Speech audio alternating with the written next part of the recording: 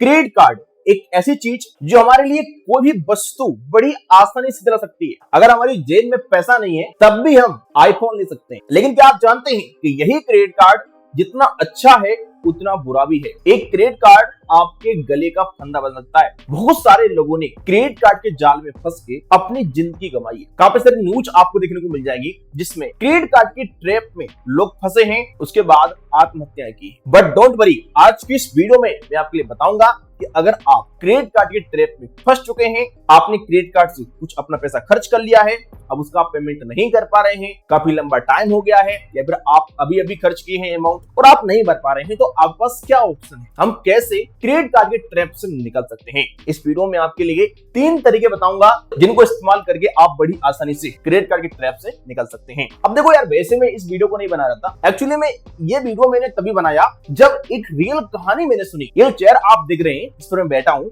ये मैंने अमेज़न से ऑर्डर की थी। लेकिन इस चेयर को इंस्टॉल करने के लिए जो बंदा आया था उसने मेरा स्टूडियो देखा तो मुझसे पूछा कि सर आप क्या करते हैं। तो मैंने बताया कि हम फाइनेंस की वीडियो बनाते हैं यूट्यूब पर। तो उसने मुझे बताया कि मैं क्रेडिट कार्ड के ट्रैप में फंस चुका हूँ। तो मैंने उससे पूछा भाई कैसे फंस गए आप। जब उसने अपनी कहानी मुझे बताई, उसने मुझे बताया कि मेरा छोटा भाई है जिसकी शादी होने वाली थी। मेरी शादी ऑलरेडी हो चुकी है, 2 बच्चे भी हैं। छोटे भाई की शादी होने वाली थी। छोटे भाई की शादी में मालूम चला कि 2 लाख रुपए का फलदान आने वाला है। छोटे भाई ने मुझसे बोला कि शादी के लिए जो पैसा है वो आप दे दो, और जब फलदान आएगा आपको पैसा वापस कर देंगे हम। तो मेरे पास पैसा नहीं था, तो कुछ पैसा मेरे पास था 50,000 रुपए। मेरे पास 2 क्रेडिट कार्ड थे, तो मैंने 1.5 लाख रुपए 2 क्रेडिट कार्ड से निकाल के और शादी में दे दिया। लेकिन जैसे ही फलदान आया, शादी हो गई, उसके बाद कुछ टाइम बाद जब मैंने पैसा मांगा, छोटे भाई ने पैसे देने से मना कर दिया। अब जो क्रेडिट कार्ड का अमाउंट था उसको पेमेंट करने का डेट आ गया था, मेरे पास 1 भी रुपए नहीं था। कुछ टाइम तक मैंने अमाउंट पे नहीं किया। उसके बाद जब बैंक रिकवरी एजेंट मेरे घर पर आए, अमाउंट पे करने के लिए बोला, तो मैंने अमाउंट पे किया और मिनिमम ड्यू का अमाउंट अभी मैं पे करता हूं। उसने मुझे बताया कि मेरी सैलरी 15,000 रुपए के आसपास, और 15,000 रुपए में से 5,000 खर्चा होता है,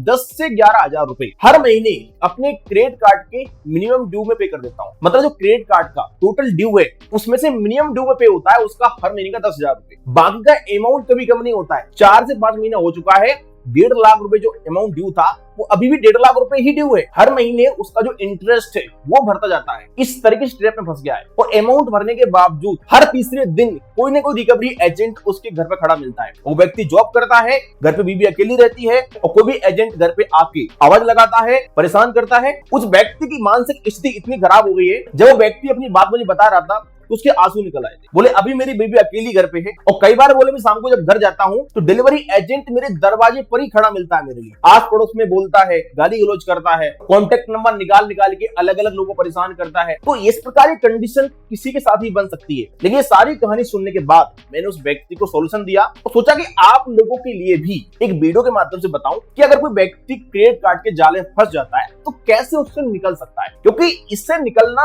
वैसे बहुत ही कठिन है।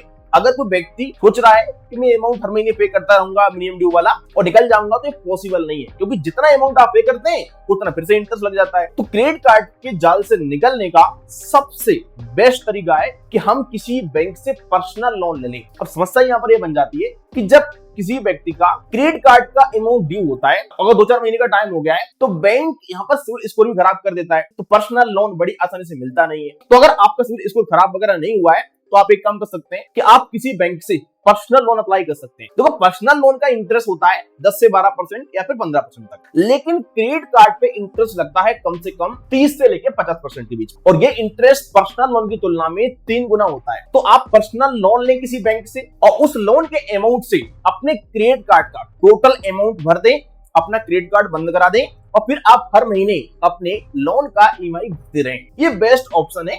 इसमें आप बड़ी आसानी से अपना जो क्रेडिट कार्ड है वो क्लोज कर सकते हैं और उसके जाल से निकल सकते हैं। अब अगर आपका क्रेडिट स्कोर खराब हो चुका है, क्योंकि अगर आप क्रेडिट कार्ड का पेमेंट नहीं करते हैं और लंबा टाइम हो जाता है, तो यहाँ पर बैंक आपका सिविल स्कोर भी खराब कर देता है। तो ऐसे में फिर आप अपने घर परिवार के किसी व्यक्ति के नाम से पर्सनल लोन अप्लाई कर सकते हैं, या फिर एक और ऑप्शन है आपके पास कि आप सिक्योर्ड लोन ले सकते हैं। अगर आपके पास घर परिवार में कोई मान लो गोल्ड है, कोई वस्तु है गोल्ड की, या फिर आपका कोई पोर्टफोलियो जिसमें म्यूचुअल फंड वगैरह में इन्वेस्टमेंट किया है आपने, तो उनके अगेंस्ट में भी हम लोन ले सकते हैं। गोल्ड लोन आप किसी बैंक में जाएंगे, अपना गोल्ड रखेंगे, तो वहां से आपको गोल्ड लोन मिल जाएगा, और जब आप अपने गोल्ड लोन की सारे ईएमआई भर देते हैं तो गोल्ड भी आपको वापस मिल जाएगा आपके लिए। और जो गोल्ड लोन से आपके लिए पैसा मिलेगा उस पैसे से अपना क्रेडिट कार्ड का पेमेंट कर दें और गोल्ड लोन की हर महीने अपने ईएमआई भरते रहें। और देखो गोल्ड लोन पर इंटरेस्ट बहुत ही कम लगता है, बड़ी आसानी से आप इसको भरते रहेंगे। तो क्रेडिट कार्ड के जाल से निकलने का एक और ये तरीका है। इसके अलावा एक और काम कर सकते हैं आप, जिस भी बैंक का आपका क्रेडिट कार्ड है आप उस बैंक से बात करिएगा, ब्रांच में जाइएगा या फिर कस्टमर केयर से बात करिएगा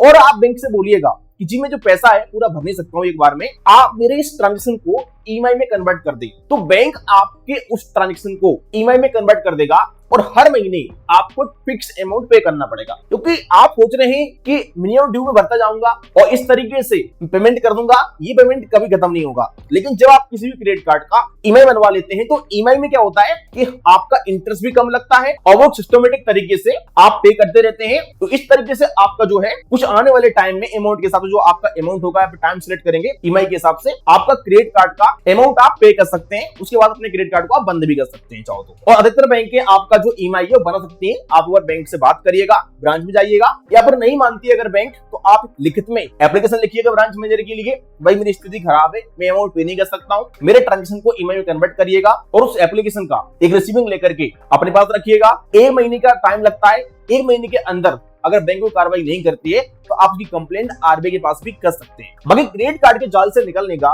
एक और लास्ट ऑप्शन ये है कि अगर आपके पास 2 या 2 से अधिक क्रेडिट कार्ड है तो आप एक क्रेडिट कार्ड का बैलेंस ट्रांसफर करा सकते हैं। जिस भी क्रेडिट कार्ड का अमाउंट ड्यू है आपका तो आप अपने उस क्रेडिट कार्ड का अमाउंट किसी अदर क्रेडिट कार्ड से बैलेंस ट्रांसफर करके भर सकते हैं और फिर आप उस क्रेडिट कार्ड का ट्रांजेक्शन ईएमआई में कन्वर्ट कर लेंगे तो आप उसका ईएमआई भरते रहेंगे और इसका आप पूरा पेमेंट कर देंगे तो आपका ये वाला क्रेडिट कार्ड बंद भी हो जाएगा। तो इस तरीके से आपका इस क्रेडिट कार्ड का अमाउंट क्लियर हो जाएगा। अब बैलेंस ट्रांसफर के देखो काफी सारी बैंक भी आपके लिए ये फैसिलिटी देती है जिसमें बैंक बैलेंस ट्रांसफर कर देती है। बाकी आप चाहें तो खुद से भी कर सकते हैं, आजकल बहुत सारे एप्लीकेशन है, भारत नेक्स्ट एप्लीकेशन है, किसी ऐप से आप रेंट पेमेंट कर सकते हैं। तो वहां पर अपना क्रेडिट कार्ड पेमेंट करेंगे आप और जो बैलेंस आपका आएगा बैंक में उससे अपने क्रेडिट कार्ड का आप अमाउंट पे कर देंगे और आपने जिस क्रेडिट कार्ड से बैलेंस निकाला है उस क्रेडिट कार्ड कस्टमर केयर के पास कॉल करेंगे या बैंक से बात करके अपने ट्रांजेक्शन को ईएमआई में कन्वर्ट कर लेंगे और उसके बाद हर महीने अपना ईएमआई भरते रहेंगे। बाकी अगर आपका 1 से अधिक क्रेडिट कार्ड का अमाउंट ड्यू है और सबका आप मिनिमम अमाउंट पे कर रहे हैं तो आप सबसे पहले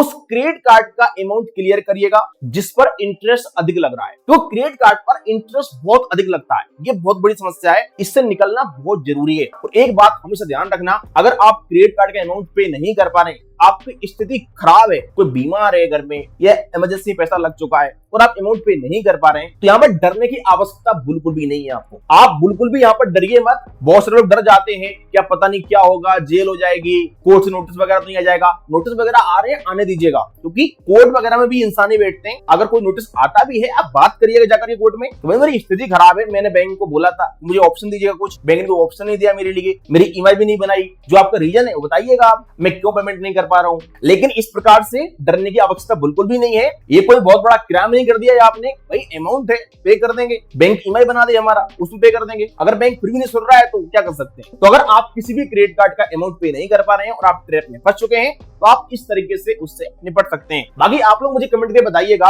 कि आपके केस में कौन सा तरीका काम किया, किस तरीके से आप क्रेडिट कार्ड ट्रैप से निकले। वीडियो पसंद है लाइक करेगा। चलिए मिलते हैं किसी नेक्स्ट वीडियो।